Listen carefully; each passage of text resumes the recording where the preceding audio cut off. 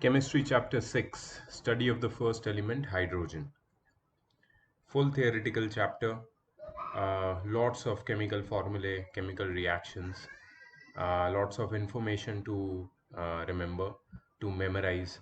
So, if you want to take notes, it will be a very good idea because the only way to score good marks in chemistry is to remember all the informations, specifically when it is an information based chapter like this one. So if you have your pens and notebooks in front of you, that will be very good. Whatever important information I'm sharing, uh, please note it down.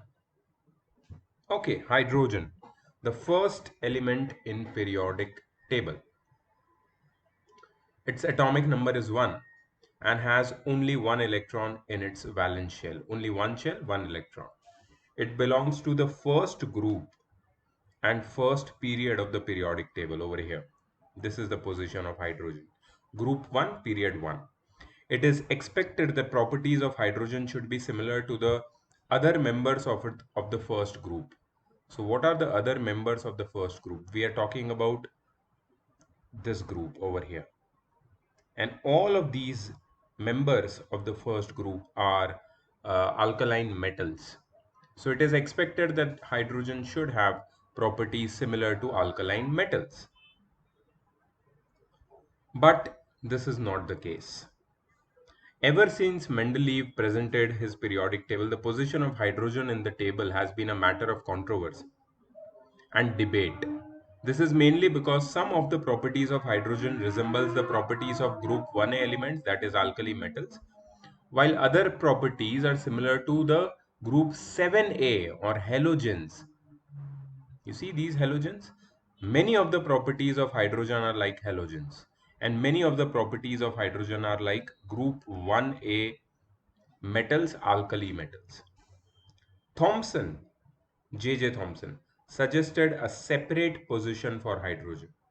He puts it at the top of the periodic table, over here, somewhere over here, top of the periodic table. That does not disturb the symmetry of the modern periodic table. Hydrogen shows a dual nature since it resembles alkali metals of group 1a and the halogens of group 7a.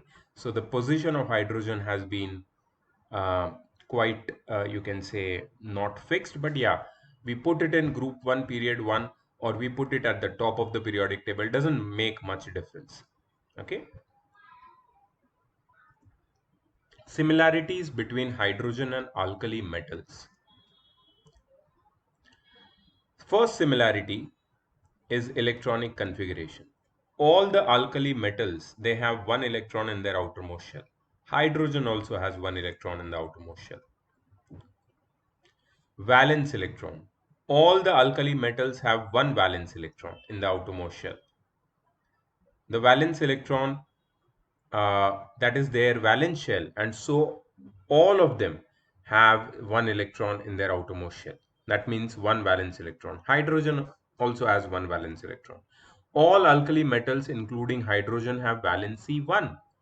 Valency 1 means they all lose one electron to become stable, to achieve stable electronic configuration. Hydrogen also loses one electron to achieve stability, and that's why its valency is also 1. Ion formation. Each of the alkali metal can lose one electron and form a positive ion. Hydrogen also tends to lose one electron and form a positive ion. Reducing power. Both alkali metals and hydrogen act as reducing agent. Both of them, they react with certain oxides and remove oxygen from them. That means they act as reducing agent. Burning. Hydrogen burns in oxygen to form its oxide. Hydrogen burns with a pop sound. Alkali metals also burn vigorously when heated in oxygen to form their respective oxide. Lithium forms lithium monoxide, sodium forms sodium peroxide, while potassium, rubidium, cesium forms superoxides having general formula of MO2. M stands for a metal. So forming oxides is one more common property between alkali metals and hydrogen. Action of air. Alkali metals are so reactive that they rapidly tarnish when gets exposed to air. This is due to the formation of oxides and hydroxides and finally carbonates on the surface. Okay, for example, sodium reacts with oxygen to form sodium oxide. Sodium oxide further reacts with water to form sodium hydroxide. Sodium hydroxide further reacts with carbon dioxide to form sodium carbonate and water. Due to their reactivity, alkali metals are always stored in an inert organic solvent such as kerosene oil. You might have heard that sodium and potassium are always stored under kerosene oil. This inert solvent prevents them from coming in contact with air and moisture. Combination with non-metals. Hydrogen as well as an alkali metals react with non-metals like oxygen, sulfur, chlorine to form respective compounds. Hydrogen forms compounds with oxygen, sulfur and chlorine, H2O, H2S and HCl. Sodium also forms compound with oxygen, sulfur and chlorine, N2O, N2S and NaCl, Na2O, Na2S and NaCl and so on. So these are the similarities of hydrogen and alkali metals. Now let's look at the similarities between hydrogen and halogens. Hydrogens and halogens have one electron less than the nearest inert gas. Hydrogen has the electronic configuration of 1. The nearest inert gas has electronic configuration of 2, which is helium. So hydrogen has got one electron less than helium in its outermost shell. Fluorine and chlorine, just like hydrogen, have got their electronic configuration as 2,7 and 2,8,7 respectively, which are very close to neon and argon. So in fact, in fluorine and chlorine, one electron is less than the nearest inert gas. So this property of hydrogen resembles with the property of halogens. Very unique property, having one electron less than the nearest inert gas. Valency, both have valency 1. Hydrogen and fluorine or chlorine or halogens, any halogen, they have valency 1. Okay, hydrogen will accept one electron to become completely stable, to completely fill its outermost shell. Fluorine and chlorine or any halogen will accept one electron to completely fill its outermost shell. Formation of ions. Hydrogen can accept an electron and become negatively charged. Hydrogen can become positively charged as well as negatively charged. It shows this dual nature. Chlorine or for that matter any inert gas can accept an electron and become negatively charged ion. Electronegative character. Both halogens and hydrogens are non-metals. That is fact. So they show electronegative character. They show an acceptance towards electrons. Physical state, like halogens, hydrogen too is a gas. Atomicity, just like halogens, atomicity of hydrogen is also 2. So the molecular formula of hydrogen is H2, just like fluorine, chlorine, bromine and iodine, F2Cl2, Br2 and I2. So these are certain similarities between hydrogen and halogen. And now you see the contradiction and the controversy. Why is hydrogen's position in periodic table debatable? This debate or this controversy has been since Mendeleev prepared his first periodic table. So it's like you can say it's been since more than 2 to 300 years now. Hydrogen's position in the periodic table could not be fixed, but it's okay. Now we know that there is an issue and we know exact characteristics and similarities and differences of characteristic of hydrogen and alkali metals and halogens, then there is no issue. We can understand. So that's why a separate chapter for understanding hydrogen. And hydrogen also shows certain properties which are different from both alkali metals and halogens. Hydrogen atom has only one shell, but alkali metals and halogens have minimum two or more shells. Oxides of hydrogen, H2O, is a neutral oxide, but oxides of halogens are acidic oxides, non-metallic oxides, while oxides of alkali metals are basic oxides. So that's a huge difference, right? Discovery. The credit for discovery of hydrogen gas goes to Henry Cavendish in 1766, although Robert Boyle had prepared the gas in 1672. Not only did Cavendish prepare the gas from iron and dilute acids, he also established its elementary nature and showed that water is formed when this gas burns in air.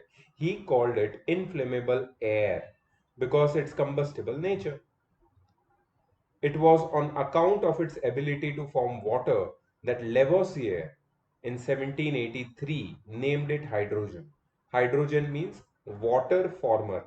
Hydro, water, generator, water forming gas.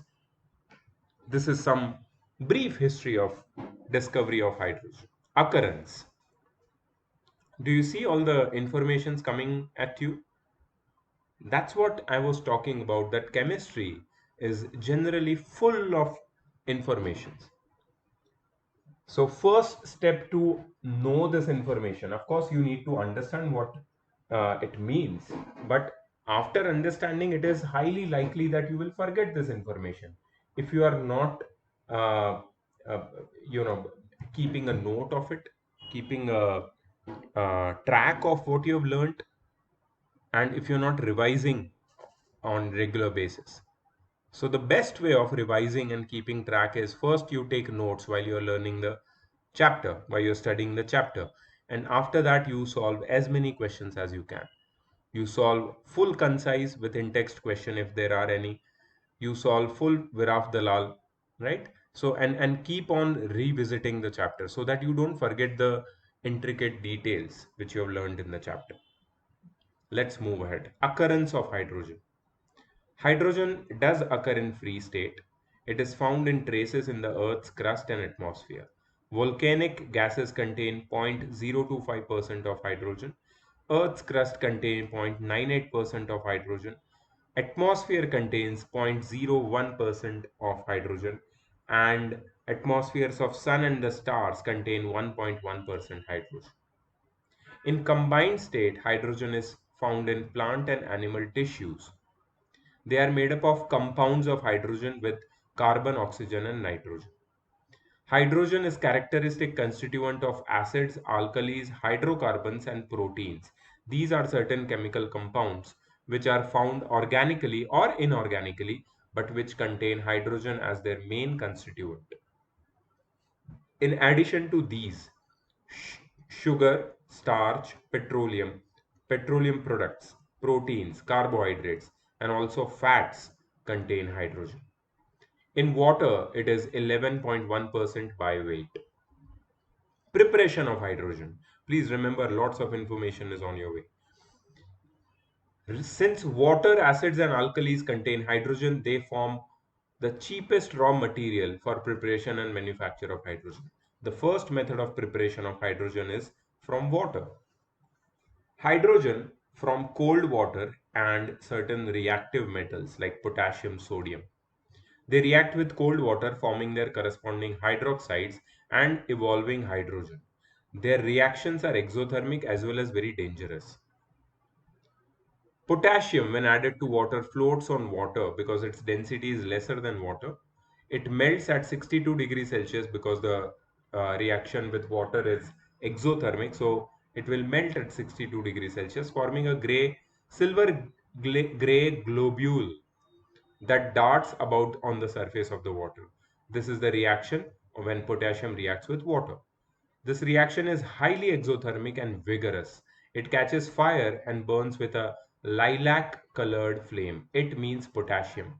Potassium burns with a lilac is bluish green colored flame. You must remember the flame color. Bubbles of hydrogen gas are seen and the solution formed is colorless soapy, and alkaline. Although pure hydrogen burns with a pale blue flame, the color of flame is lilac due to the presence of traces of potassium vapor. Caution: potassium readily catches fire in air because it reacts with water, so it is kept in kerosene oil and handled carefully. Do not touch it with your hand. Rather, use a pair of tongs when you do experiments. Sodium. It floats on water. It has slightly less density than water. Melting point is 97 degrees Celsius. When sodium is added to water or when water is added to sodium, sodium melts, forming a silvery globule which darts about on the surface of water, does not sink, and reaction is this. The reaction is less exothermic and less vigorous as compared to potassium. Still, there is a lot of vigor. It catches fire and burns with a golden yellow flame. Golden yellow flame. Remember the flame with which sodium burns. Potassium burns with a lilac flame. Sodium burns with a golden yellow flame. Bubbles of hydrogen gas are produced, and the solution formed is colorless, soapy, slightly warm, and alkaline. Note that sodium amalgam, alloy of sodium with mercury, and potassium amalgam react smoothly with water. Therefore, hydrogen can be safely prepared from these amalgams. Amalgam means alloy of any metal with mercury. Hydrogen is also prepared from calcium. Calcium sinks in water, reacts with water like this. Reaction is less vigorous than sodium. Bubbles of hydrogen are liberated, and the solution turns milky, turbid, and alkaline. If red litmus is introduced in the solution, it turns blue. If red litmus turns blue, that means the solution is alkaline. Why does the solution becomes alkaline?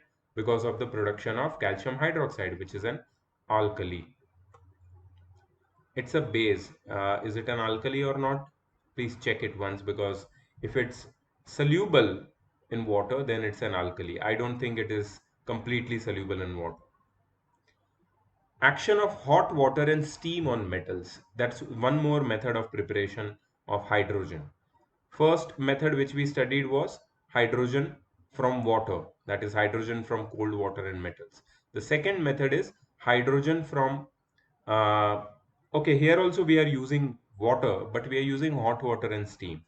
Magnesium and manganese, these two metals, they react with boiling water to form base, magnesium hydroxide, and liberating hydrogen gas. This is the reaction. Magnesium burns in steam with an intense white light, liberating hydrogen gas and white ash, which is magnesium oxide. Magnesium oxide crumbles down due to heating. Further exposing magnesium to steam results in the liberation of hydrogen gas. So this is how hydrogen gas is prepared using magnesium on steam. Uh, Magnesium ribbon, spiral magnesium ribbon is burnt, uh, but it is kept in a boiling tube or test tube, and then it is heated from outside. Heat is also given from boiling water, and this heat, this steam, makes the magnesium ribbon evolve hydrogen gas. Action of steam on metals. Aluminium. It reacts with steam to liberate hydrogen. It forms aluminum oxide, which makes it inactive and liberates hydrogen. There is no further reaction due to oxide coating on the surface of aluminium. So aluminium reacts with steam at around 800 degrees Celsius to form Al2O3, aluminium oxide, which forms an impervious and very thin layer on the surface of aluminium metal. So the reaction does not proceed ahead. But yeah, some amount of hydrogen is liberated when the reaction starts.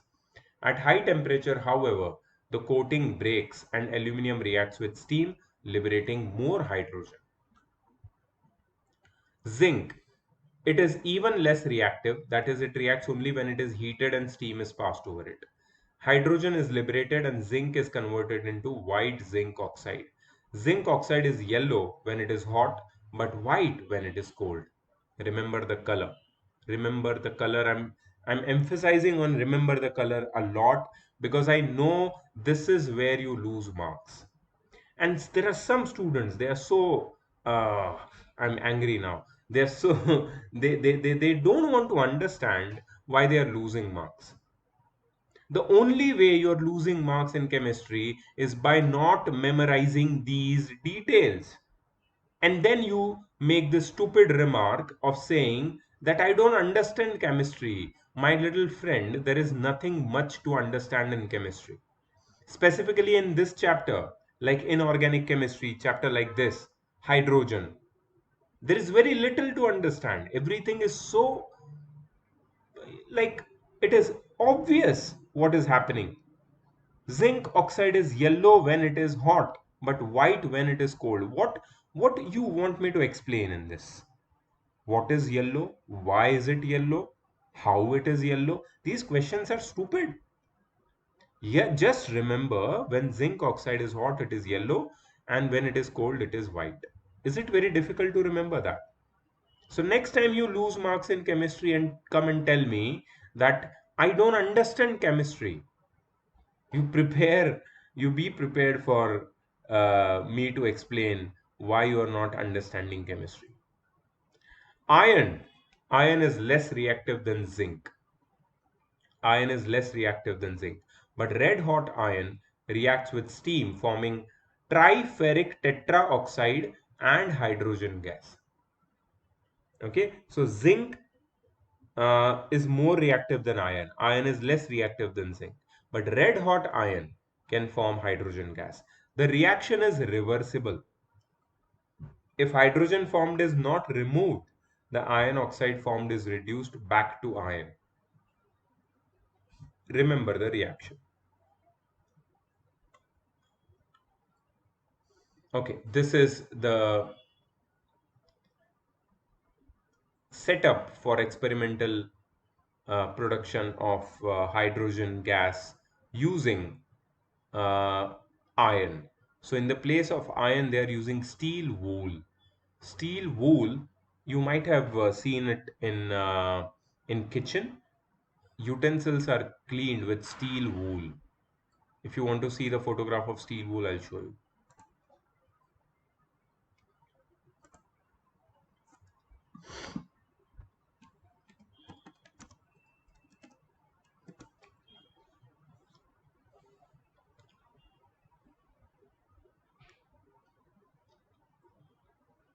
Yeah, see? You might have seen it in kitchen for cleaning utensils. This is steel wool. This is steel actually, but it is so it's converted into so thin wires that it looks and feels like wool. Okay, and this steel wool reacts readily with steam and heat and forms or liberates hydrogen gas because it has high surface area. A metal piece or iron piece would not react with steel so readily as compared with steel wool. In the beginning, the forward reaction is fast and backward reaction is so slow, since the speed of reaction is directly related to the masses or concentration of the reacting substances. As the reactants gets consumed, the forward reaction becomes slower. In other words, as the products are formed, the backward reaction becomes faster. Means the hydrogen which is released and hydrogen which is liberated and this iron or ferric oxide or ferrous oxide which is produced on reaction, they combine quickly to form iron and water vapor. There comes a time when the forward and backward reaction acquire the same speed. Thereafter the reaction does not appear to move in a single direction and the amount of reactants and products do not change. This equilibrium stage is attained at 700 degrees Celsius. An equilibrium is that is attained through a chemical change is known as chemical equilibrium. Chemical equilibrium means chemical reaction does not proceed ahead uh, and reach its conclusion. It does not proceed ahead and reach its conclusion. So you go on supplying energy to a chemical to reactants of in a chemical change, but those reactants will form products and the products back again gets converted into reactants and this keeps on happening. So the chemical reaction attains chemical equilibrium, which is not, you can say, uh, favorable, because we want to get products. Here we are losing energy and getting no products. Okay. When the metals react with steam, the rate of reaction is fastest in the case of magnesium, but it progressively decreases in the case of aluminum, zinc, and iron. So steam reacts fastest with magnesium to produce hydrogen gas, but the rate of reaction decreases with aluminum, zinc, and iron.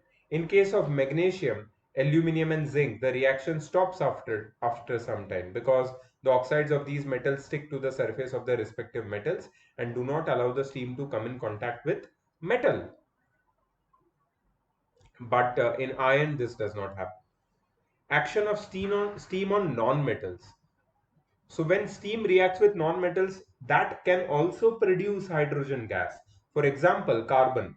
When steam is passed over red hot coke. You know what is coke? Coke is 99.9% pure carbon. So when this coke is heated and it becomes red hot, and when steam is passed over it, water gas is formed. Water gas is CO plus H2, carbon monoxide plus hydrogen. This is the reaction. Please remember it. Applications of activity series in the preparation of hydrogen. Based on the reaction with water, metals are arranged in decreasing order of reactivity. Arrangement of metals in decreasing order of reactivity in the form of a series is called reactivity or activity series of metals, which we have studied earlier. So on the top of the series is potassium, that is highly reactive metal. Sodium, calcium, magnesium reactivity goes on decreasing further. Aluminium, zinc, iron, lead, hydrogen, then copper, mercury, silver, and gold. Gold is the least reactive.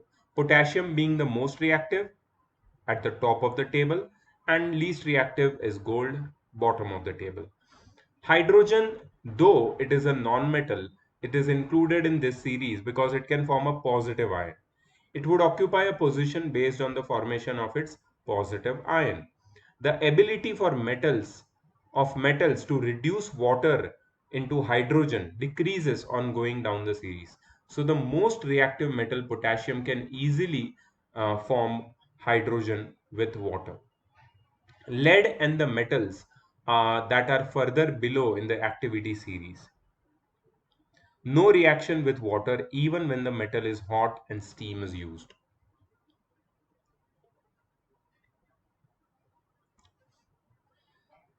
Salient features of the activity series. Electropositive character decreases down the series. Means the ability to lose electron decreases down the series. The metallic character decreases down the series. Reducing power of metals decrease down the series. So potassium is the strongest reducing agent. Tendency of metals to lose valence electron, that is tendency of metals to get oxidized, decreases down the series. So potassium is the most readily oxidized metal. Metals above hydrogen displace hydrogen from water and dilute acid. Displace hydrogen from water and dilute acids, but metal below hydrogen do not. For example, sodium can easily displace hydrogen from water and liberate it, but copper and water do not react because copper cannot displace hydrogen from water. Zinc can react with dilute hydrochloric acid to give zinc chloride and hydrogen, but copper does not do so. Why? Because copper is below hydrogen in the reactivity series. A metal higher up in the series displaces a metal below it from the salt solution of the later. This we have studied in detail in the I think in the second or the third chapter, chemical reactions and equations. I think uh, in the section of displacement reaction, right? Types of chemical reaction we have studied in detail. So yeah, certain you can say uh, information is repeated in all these chapters. It's okay. Our job is to go through each and every point and then get ahead. Okay, so we'll do that. Metals in the reactivity series more rapidly, lower the position. Larger the difference in the positions of the metals in the reactivity series, more rapidly the displacement occurs. Oxides of metals potassium, sodium, calcium, magnesium, and aluminium cannot be reduced by common reducing agents like hydrogen, carbon monoxide, or carbon. They can be reduced only by electrolysis. Metal oxides below aluminium can be reduced by heating them in the presence of reducing agents. So they are saying that if we have got oxides of highly reactive metals like potassium, sodium, calcium, magnesium, and aluminium, they cannot be reduced by reducing agents like hydrogen, carbon monoxide, or carbon. They can be reduced only by electrolysis. Its application you will study in class 10th. Metal oxides below aluminium like zinc oxide, lead oxide can easily be reduced using normal reducing agents like carbon and carbon monoxide and hydrogen to give respective metals and carbon monoxide or carbon dioxide and water. Oxides of nitrates of oxides and nitrates of less reactive metals like mercury, silver, and gold decompose on strong heating to give metals. This also we are going to study in the chapter metallurgy in class 10th, which says that the metals which are less reactive and we have their oxides or nitrates, we can directly heat them to obtain the metal. Metals below copper do not rust easily. And since the reactivity series lists metal in decreasing order of electropositivity, it is expected that those at the top will combine with more electronegative elements in their minerals. For example, sodium and potassium occur mainly as their chlorides, aluminium as its oxide, zinc, lead, copper, mercury, and silver as their sulfides. So this was some information of activity series. Although it is not directly applied here because this chapter is about hydrogen, but since they have given us some information, so we have taken it. Next part is displacement of hydrogen from dilute acids. Hydrogen is displaced from dilute hydrochloric acid and dilute sulfuric acid when the latter react with some metals which are more reactive than hydrogen. For example, potassium, sodium, calcium, magnesium, aluminium, zinc. They generally react very easily with acids, dilute acids, and form hydrogen. The top three react explosively. After that, magnesium, aluminum, and zinc react vigorously but not violently. Nickel, uh, tin, and lead, they displace hydrogen from acids gently, forming their respective salts. But the metals below hydrogen do not react with acids to liberate hydrogen gas. When dilute sulfuric acid or dilute hydrochloric acid reacts with metals above hydrogen in the reactivity series, hydrogen is produced. But in case of metals below hydrogen, like copper, silver, etc., this does not happen. They do not react with acids or water to liberate hydrogen. Magnesium, aluminium, zinc, and iron reacts with HCl or dilute H2SO4, liberating hydrogen and forming their respective salts. So the reaction of magnesium, aluminum, zinc, and iron with a respective acid, dilute acid, gives you the respective salt plus hydrogen gas. Zinc is the most preferred metal in laboratory preparation of hydrogen. Why? Because of the following reason. This can be asked in the exam. Why zinc is the most preferred metal in laboratory for preparation of hydrogen gas? Because sodium and potassium react violently with acids. Calcium and magnesium are expensive metals. Aluminium forms a protective coating of aluminium oxide due to its great affinity for oxygen. So it does not give hydrogen with acid after the reaction has occurred for some time. Iron has to be heated, but then the hydrogen thus produced contains impurities like hydrogen sulfide and sulfur dioxide. Also, the reaction is reversible. Lead reacts with dilute sulfuric acid or hydrochloric acid and forms insoluble coating of lead sulfate, uh, which you will learn about in detail in class 10th. And therefore, further reaction is prevented, and lead is never used for the preparation of lead sulfate. I'm sorry, hydrogen gas, because of the formation of lead sulfate. Hydrogen cannot be prepared from metals that are below in the activity series, such as copper and mercury, since only metals that are more reactive than hydrogen can displace hydrogen from acids, right? And that's why the only choice left with us is zinc. Zinc is the most preferred metal in laboratory preparation of hydrogen because of these reasons. Displacement of hydrogen by alkalis. What are alkalis? Alkalis are bases, basic solutions.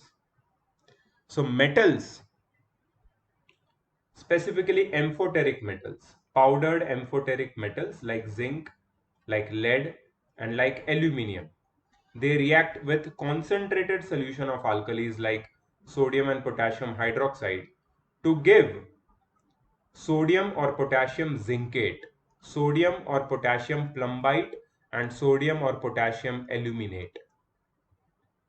Okay, and they liberate hydrogen gas. So these zinc, lead, and aluminum metals are having a unique nature. They react with acids also, and they react with bases also. That's why they are known as amphoteric. Oxides and hydroxides of zinc, lead, and aluminum are amphoteric.